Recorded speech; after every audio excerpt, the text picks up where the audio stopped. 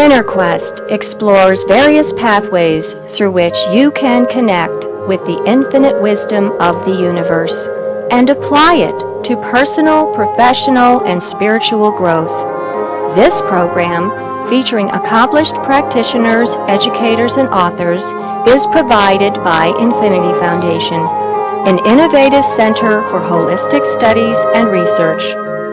We invite you to share this journey with us. Hello, welcome to Inner Quest. My name is Jay Stone, your host for today, and our guest is William Meader. Welcome, William. Thank you. Nice to be here. Well, let me tell you a little about William. William is an expert on esoteric philosophy. William teaches ageless wisdom to students in Europe, United States, Canada, Australia, and New Zealand. He has authored Shine Forth the Soul's Magical Destiny and numerous articles focused on esoteric subjects. And well, let's start off by asking you a very difficult question.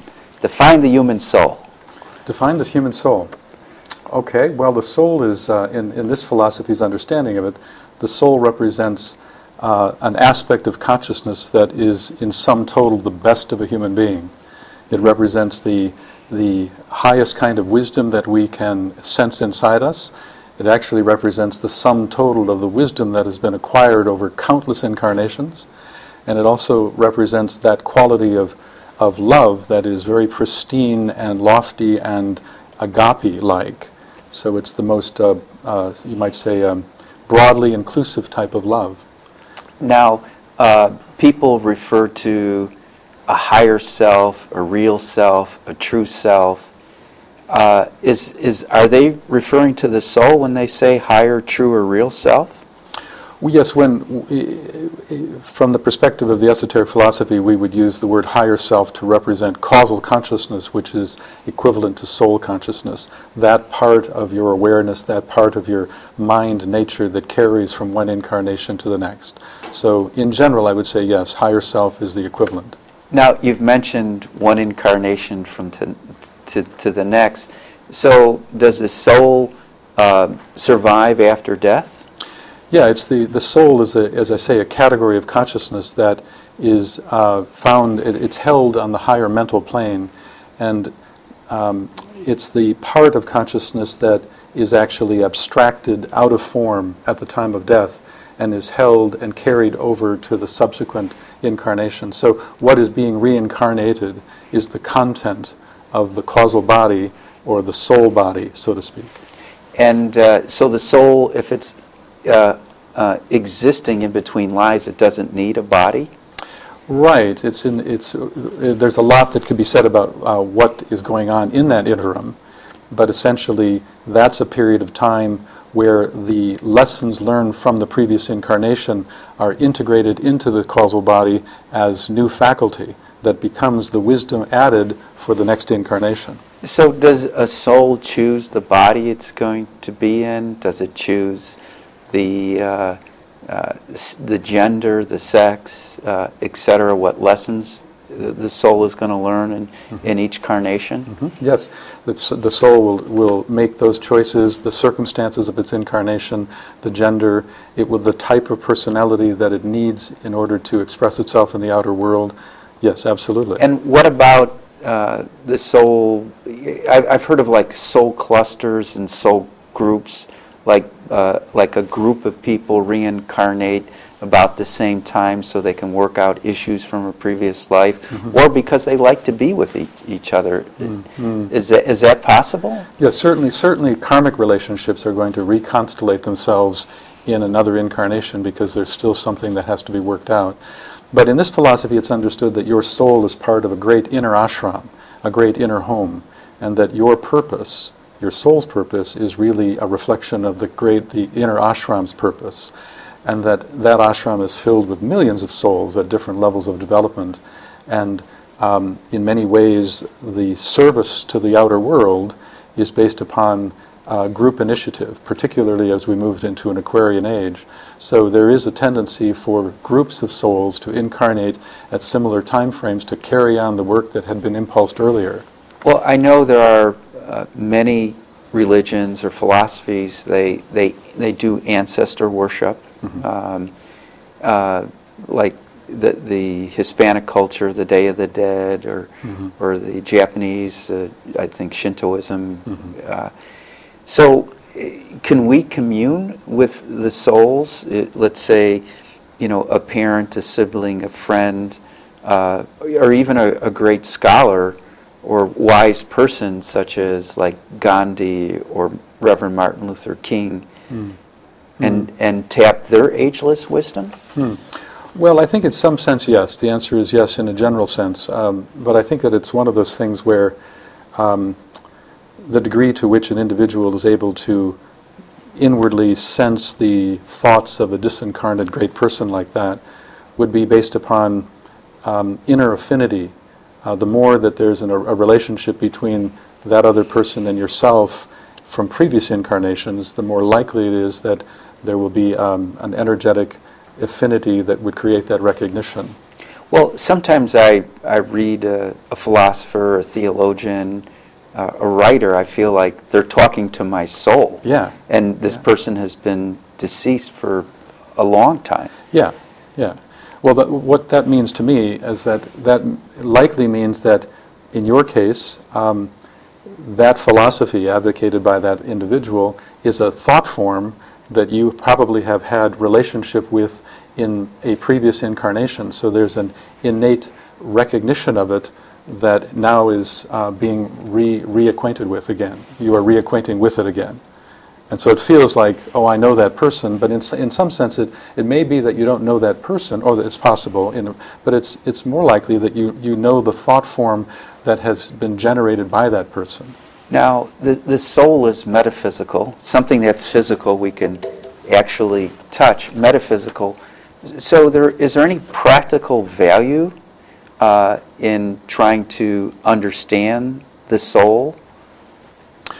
Well, yeah, I mean, I think that the most practical thing is to realize that in each one of us is dual, and that the soul is the consciousness within us that is committed to make an uplifting contribution to something beyond itself. The soul wants to serve, it wants to uplift, it sees greater wholes, and the assumption is that humanity is trying to evolve toward further integration of greater wholes. So to understand that there's a subtler part of us that has the capacity to recognize that is to inwardly put more effort into striving to recognize it and utilize it in service. Well, I think it would, every revelation of the soul makes a person better.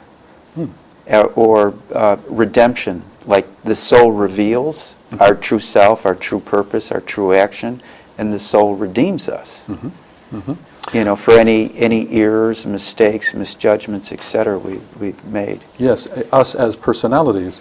But in a way, the other thing to keep in mind is, from the more fundamental perspective, you are the soul. Right. So when we say it redeems us, it's actually the lower self that's saying it at that time. The ego. That's right. Yeah, and I don't think a person could be fulfilled unless fulfilling the soul's desires. That's the ultimate goal. And in this philosophy, it's understood that the goal is for the soul to work through the personality, or what you would call ego. It wants to do it without the personality getting in the way, which is, there's the rub, and in that process, make that uplifting contribution. Well, and have you met people in this lifetime who you feel are really connected to their souls? I think that everybody has some measure of it. You see, this is in this philosophy, it's understood that there's something called soul-personality fusion that is happening. The first step is to recognize inwardly our own duality. We recognize a higher part of our consciousness, a higher potentiality, a broader, wiser part of us, but we recognize the day-to-day consciousness and even the animal. And when you start waking up to your own duality, you're starting to recognize that you want to strive to that higher part of you. And then you start to commit to do that. And as we do that, then the soul begins to try to infuse itself into the personality, which is to say, slowly persuade the personality to yield its sense of independent agenda. But that infusion process, full infusion, takes many, many incarnations. So this philosophy talks about what you might call the process of incremental enlightenment. And so there are millions of people that have some measure of soul awareness. Well, and that's well put. Thank you. And I've heard enlightenment described as sudden or gradual, and so your more incremental would be gradual.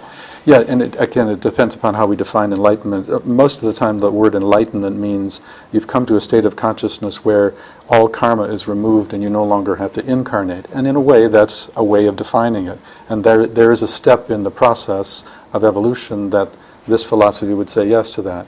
But in another sense, you are enlightened every step of the way. There's more light coming through you, therefore enlightened. Yeah. And now you mentioned duality. Let me give you my understanding of duality, or at least one way I understand duality, and then you can tell me whether I'm right or wrong.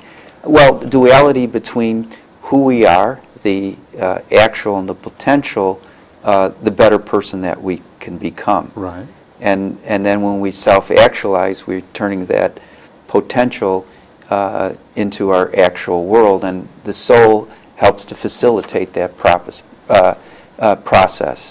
I agree with that completely. Okay. 100%, yeah. Is there any other way you'd like to describe duality? Well, duality has to do with the recognition of what we would call the difference between form consciousness and transpersonal consciousness. Form consciousness represents the sum total of the belief that you are your thoughts, feelings, and physical sensations. That in its sum total could be called personality or ego. Whereas that higher part of us represents the soul, the thing that carries from incarnation to incarnation. That's not form consciousness, that's transcendent to form. And the whole notion here is that the whole lower self is really the product of misidentification with form, misidentification with thoughts, feelings, and physical sensations. And the journey is all about disidentifying with your instruments, to realize that your mind, your emotions, and your physical body are merely tools used by the soul, the essential part of you, and not to be identified with them. Can I ask you a personal question? Sure, sure. How did you get on this path? I mean, can you just describe how, it's obviously you put a lot of time and energy into your book and your philosophy, and I would assume that this is you fulfilling your soul's purpose by helping people realize their soul's purpose. Well, yes, and my purpose, as I see it and conceive it now, is to bring the esoteric philosophy into a wider expression. It's such a profound philosophy, it has so much sense to it, and yet in some sense it's been the best kept secret in town. And I'm committed to shaping a language that makes it more accessible. So were you like a computer engineer? Were you a philosophy major? No, I started my education, originally I'm from Minnesota, and I was a business major. And then I was working in businesses in California. I was a meditator all along. I started transcendental meditation when I was 17 years old. But beyond that, Do you continue to meditate today? Oh yeah, I'm still a meditator, although I don't do TM so much. There are other systems I use now, but I've been a loyal meditator all along. And have you developed your own form of meditation? Do you teach that? Oh yeah, that's part of the this philosophy has the so-called three pillars of it: meditation, study, and that is to say, building your higher mind, and heartfelt service. Those are the three pillars of the esoteric philosophy. And how often, or how many times a day, or how many minutes a day do you recommend people meditate for? Well, it kind of depends upon if it's how new it is to them. But when people are brand new to it, I try to encourage them, hey, just meditate for 10 minutes a day, once a day, But, if you're more comfortable with it and you can build it into your life a little bit more thoroughly, a couple of times a day, maybe 20 minutes to a half hour each time. Mm-hmm. Yeah.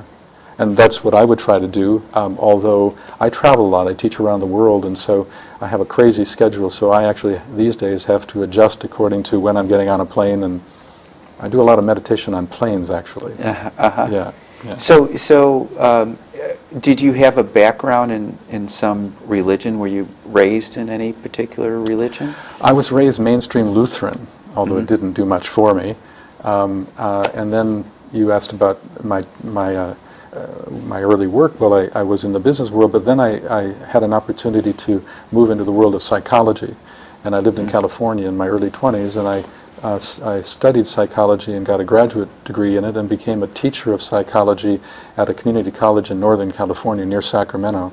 Did that for many years, but all along I was studying the esoteric philosophy behind the scenes. Then eventually the door opened for me to start doing workshops and so forth. It actually opened in Denmark for me, a window of opportunity to teach, and then it started to build, and now it's the fullness of my work. And how long ago did you complete writing your book? Oh, let's see. I think I completed the book, I think it was in 2004, so it's been a few years. And is another one in the works? Yes, I've got about one or two up here with a little bit here, but I haven't got it in tangible form yet. It's coming. And what are the new books about? A similar expansion of the soul? Yeah, the first book, Shine Forth the Soul's Magical Destiny, is really focused on the creative process. It's really all about understanding how does the soul try to impress its intuitive instructions, its intuitive inspirations into the mind. How do thoughts arise from those intuitions? And also, how do you carry those thoughts into the outer world and minimize the distortions that can arise in order to make that uplifting service? So that's what magic is, in a certain sense. It's the art of thought form building. The things I'm working on now have a lot to do with a deeper understanding of consciousness, but also to try to widen our understanding of human systems, so that, for instance, this philosophy would say that a nation is an entity, and that a nation has a soul and it has a personality, and it's evolving between the dynamics between those things, just like a human being. Like, is it similar to the work of Rupert Sheldrake? Yes, Rupert Sheldrake is fantastic work. Yeah. Yeah. And so there's a lot, and particularly this time in human history, to look at the world and what's going on, but see it from the point of view that every nation, every social institution has a higher and lower nature, and it too is struggling between its higher and lower nature. Well, I think there's like a collective unconscious, like with sports teams, you know. Yeah. But it's also, you hear a lot, because there's so much crisis in the world today, which to me is actually a sign of a great opportunity, because crisis is always the prelude to expansions of consciousness. So I look at these days in a very optimistic way. But there's this whole notion that the more we can see that, for instance, a lot of people might say, the problem of the world today is business, or the business world, or it's the politicians. The esoteric philosophy would say, no, that's not true at all. The problem of the world isn't politics. The problem of the world is the lower nature of politics. The problem of the world isn't business. It's the personality nature of business, because both business and politics have a soul nature that's as sacred as the soul and religion. Each social institution, not only as a living entity that's a duality, but each social institution is actually necessary in the facilitation of humanity's evolution toward a more perfect state. Well, I'm sitting here thinking, you must have been so extraordinary at age 17 to pick up meditation. Yes, I don't know, it was actually, my first interest in it was through my grandfather's death. I just he was close to me, and I had an opportunity to sing at his funeral, and I had a conversation with somebody at that funeral, and the word meditation was brought to my mind at that point, and I just thought, I've got to learn that, and so I found TM and learned it, and there. Do you think your grandfather guided you into that? I don't know if I can say that. Maybe. Certainly his death staged the conversation that opened it up to me. But maybe so. I hadn't thought about that. Yeah, I'll tell you a great story after the show. Okay, great. Now, is the esoteric understanding of the soul different than how mainstream theology conceives the soul? Yes. From a couple perspectives. One is, the obvious perspective is that often the mainstream theology, like Christianity, will speak of the soul, but they'll speak of it as something that is somewhat remote, and that it's something that becomes much more important to you as you're near death. But the esoteric philosophy would say, no, the soul is that higher part of you that has the capacity to participate in the moment-to-moment perceptions of life. Even now, you and I are sitting here, there's some measure of the soul participating in the shaping of perceptions and expressions as we sit here. So it's not something remote. It's in the fabric of our day-to-day consciousness if we could but look for it and know what to look for. Well, your answer reminds me of a lecture I attended by a psychologist who'd written a book about Freud and the soul. And when Freud's work was translated from German to English, they removed all reference to the soul. And when Freud heard about that, he came to the United States and he said, psychoanalysis will never work here without the soul. And that was the one and only visit, and Freud was right. And now I understand why they removed it, because the soul can't be quantified. Yeah. It's not physical. You can't do research, Right. or at least hard research with it. You can't see it in a laboratory. You can't operate on it. That's right, yeah. Yeah. And another difference is that in this philosophy it's understood that there are 7 types of human souls. 7 different types. Each has a different way of framing perception. Each is inclined to serve humanity through a different avenue. Each is inclined to even be attracted to different social institutions as places to make that uplifting contribution. Would you want to expound on the 7 different types? Sure. There's many names for each of them. They're often called the ray types. Oh, by the way, did you create the 7 types? Or? No. This is an ancient philosophy.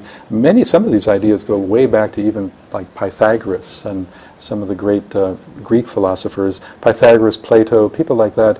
We know that they were part of the esoteric philosophy, and we know because we can see how they think about things. But no, a lot of this is rooted in theosophy. The work of Helena Blavatsky, the work of Alice Bailey, the work of Helena Roerich. But the 7 types of souls. The first one is called the ray of will and power. This particular type of soul, when they're awake and are trying to express that with less and less distortion, such a soul will be inclined to executive tendencies, will be attracted often to government or leadership positions. It's a very powerful soul type that moves humanity forward. There's the second ray type, which is called love and wisdom. That particular soul type will be inclined to serve humanity through the educational efforts of the world as well as the healing arts. The third ray soul... By the way, would you consider yourself one of the second? Yes. Okay. I would call myself a second ray soul. Yeah, an educator. An educator, right. Third ray is called the ray of active intelligence and adaptability. Soul types that are shaped in this way are people that often are these days attracted to the world of economics. Some of the most advanced disciples in the third ray line that I've ever met have been CEOs of corporations, actually. So many business people, or people that think in terms of systems theories.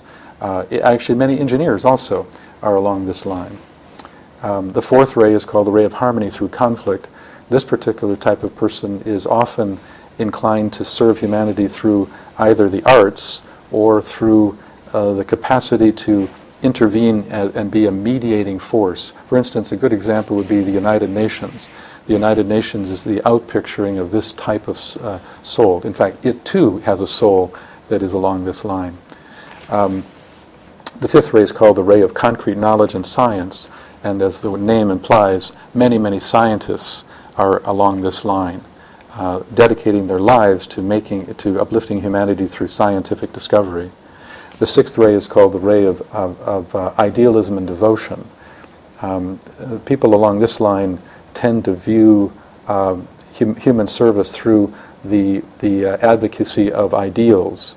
And for instance, theology, religion, is a social institution that is an outpicturing of this tendency.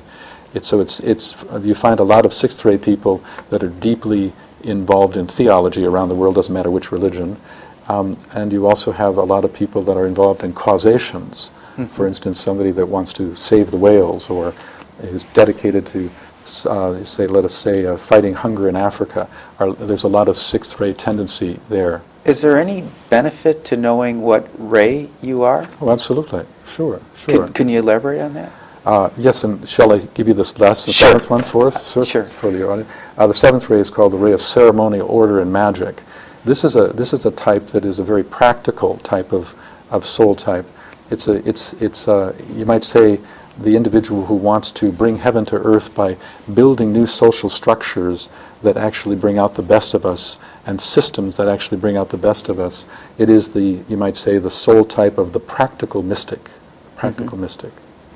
So there, yeah. So now, what was your question? I'm sorry. Oh, sure. What is the practical benefits of knowing your own ray type? Well, the benefits of it is that by knowing your ray type, you actually not only get a better sense of how you can move forward with service to the world, but to study your ray type is also to study the distortions that arise from that. See, all of these have distortions which we call glamours, and in many ways you can get a sense of your ray type more by the glamour than the purity of it. And so this philosophy puts a lot of emphasis on understanding the distortions and the need to purify it so that you can be more effective in your service. And can you elaborate more on the glamours? You know, like take two different rays and then show how their glamours are different. Sure. Okay. Well, let's go with the second ray. Okay. The second ray of love and wisdom. It's the educational ray, the healing ray. People with a lot of second ray in them are often people that one of their distortions is that they often don't know how to say no. Mm-hmm. So they often are almost too giving and don't have enough boundaries set up to they become like a mat, yes, doormat. That's very common. There's also the greatest self-doubt can arise out of the second ray type of soul, so that's one example. I could list 20 for each ray, so I'm just giving you an Sure. example. Let us go with the third ray. The third ray is the ray of active intelligence and adaptability. These are the business people. As the ray implies, there's a manipulative quality to the third ray, and it can be distorted in an unwholesome manipulation, sort of clever manipulation for personal gain. Mm-hmm. So, you studying the glamours, you can get a sense of what is the ray that's really trying to express itself through. And so when one meditates, one becomes more aware of both the soul and the glamours? Yes, absolutely.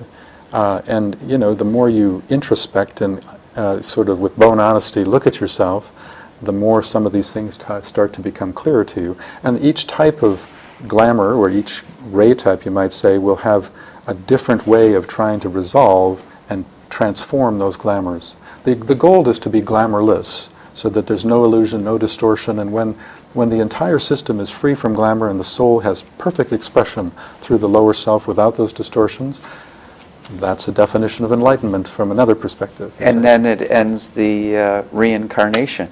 That's right. That if we define enlightenment at that point, absolutely. Wow. Yeah. I think we're all out of time.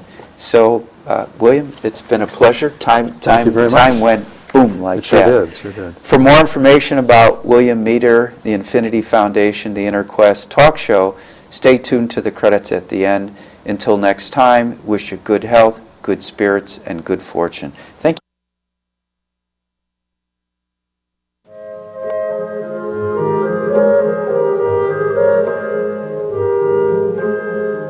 For more information about this show, our guests, Infinity Foundation, or any of our other programs, please visit our website, infinityfoundation.org, or call us at 847-831-8828.